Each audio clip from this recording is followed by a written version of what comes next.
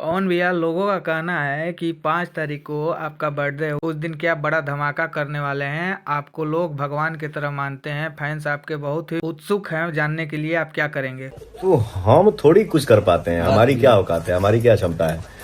हमारे जो चाहने वाले हैं, जो मुझे बाबू मानते हैं, बेटा मानते हैं, दोस्त मानते हैं, अपना मानते हैं, तो जो भी होता है 5 जनवरी को वो हमारे अपने मनाते हैं।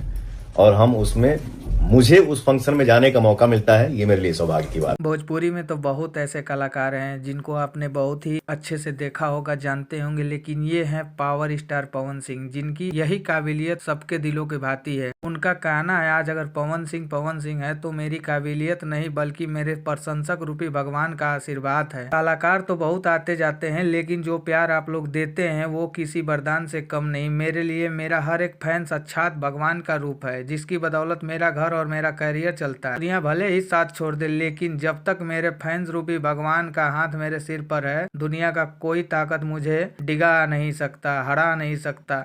मैं भले ही कितना भी बड़ा स्टार बन जाऊं लेकिन अपनी जनता और अपने चाहने वालों के चरणों की धूल हमेशा बना रहूंगा। आप हैं तो पवन सिंह का वजूद है, आप नहीं तो पवन सिंह कुछ भी नहीं। आपका आशीर्वाद है तो पवन सिंह है, नहीं तो पवन सिंह नहीं है। ये कहते हुए नजर आते हैं पवन सिंह। शेर की दहाड़ और पवन की रफ्तार दोनों आप जैसे भगवान रूपी फैंस की देन है। आप लोग ताली बजाते हैं तो मेरा सीना गर्व से चौड़ा हो जाता है। आप ही मेरे असली पावर हैं। पवन सिंह का यही अंदाज उन्हें दूसरों से अलग बनाता है दोस्तों, क्योंकि वे अपनी हर कामयाबी का श्रेय खुद को न देकर अपने चाहने वालों को देते हैं। यही बात तो सबके दिलों पे राज करता है, इसीलिए पवन भैया पावर स्टार कहलाते हैं। और आपका क्या राय है आप लोग कमेंट में जरूर बताएं दोस्तों। चैनल पे नए हैं तो चैनल को सब्सक्राइब करके सपोर्ट बनाए रखें। मिलते हैं अगले जानकारी में, तब तक के लिए नमस्कार।